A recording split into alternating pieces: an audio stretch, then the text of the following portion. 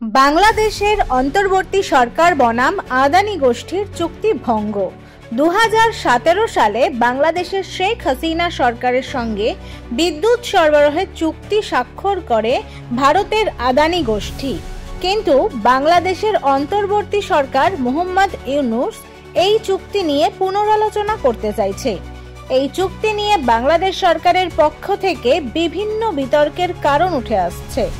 বলা হচ্ছে যে ওই চুক্তির বিষয়গুলিকে গোপন রাখা হয়েছিল, ট্যাক্স সুবিধা লঙ্ঘনের অভিযোগ রয়েছে। একটি অতিরিক্ত চুক্তি অনুসারে ভারত সরকারের কাছ থেকে পাওয়া কর ছাড়ের বিষয়টি বাংলাদেশকে জানানোর কথা ছিল আদানি গোষ্ঠীর, কিন্তু তারা সেটা জানাননি। এদিকে চুক্তি অনুসারে 2023 সালের জুলাই মাস থেকেই বাংলাদেশে বিদ্যুৎ সরবরাহের কাজ শুরু করে দেয় আদানি গোষ্ঠী। অভিযোগ, সেই বিদ্যুতের বিল মেটাতে পারেনি ঢাকা, যার পরিমাণ কয়েকশো মিলিয়ন মার্কিন ডলার। এদিকে তার মধ্যেই বকেয়া বিলের আর্থিক পরিমাণ নিয়ে দুই পক্ষের মধ্যেই বিরোধ তৈরি হয়েছে।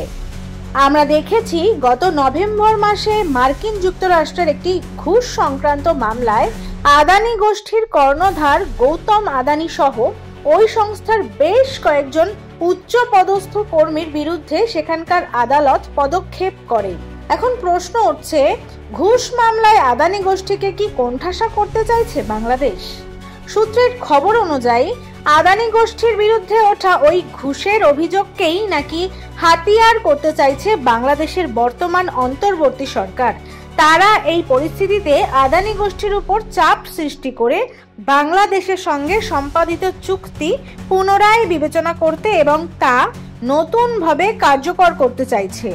কিন্তু বাংলাদেশে বিদ্যুৎ সরবরাহের ক্ষেত্রে আদানি গোষ্ঠীর বিরুদ্ধে কোনো অভিযোগ ওঠেনি বলে পাল্টা দাবি করেছে ভারতের আদানি গোষ্ঠী। ব্যুরো রিপোর্ট, ক্যালকলিং টিভি, কলকাতা।